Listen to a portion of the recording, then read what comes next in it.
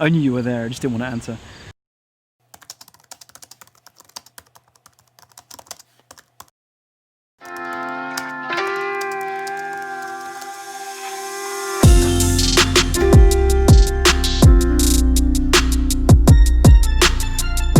What is up guys, me again. So as you saw, on Instagram I put a call out for some questions that you guys wanted answering, and one of the questions I got was sharing tips on how to approach journaling, and this specific person's mentioned about how writing down feelings doesn't feel natural, and that's okay because it's really it's not supposed to, but it's something that you get used to. And this episode I want to talk a little bit about how I approach journaling and writing about my thoughts and feelings and doing all that stuff.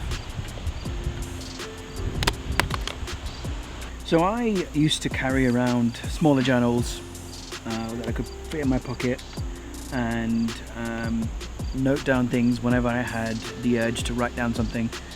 And then I moved away from that, at least temporarily, because I was carrying around two journals, a bigger journal, and then I was carrying around a small journal as well. So now I just carry around this one. This is a bullet journal. You may have heard of bullet journaling. Pretty straightforward and simple concept. I'm not going to go through the whole thing for you. I'm going to link to a good explanation to what bullet journaling is. It's something that works for me. It's something that I find helps with my productivity and my lists and life in general, and it's something that might help you. But today I'm going to talk about journaling. So let's get into that.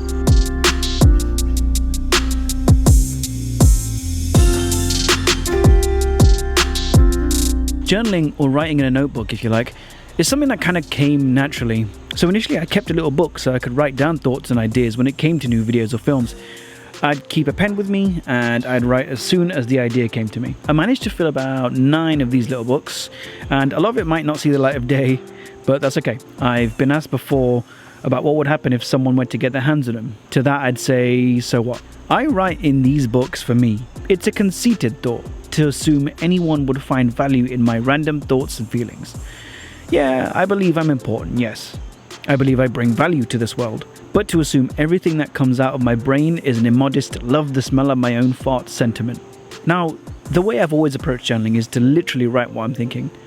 Here's an example from my 8th journal that I wrote about 2 years ago. Over the last however many months, I've felt this mass of anxiety continuously overcome me, especially when it comes to work.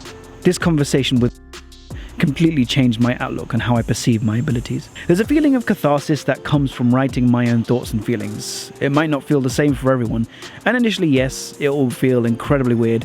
It's much more than just a Dear Diary. This is fundamentally who you are.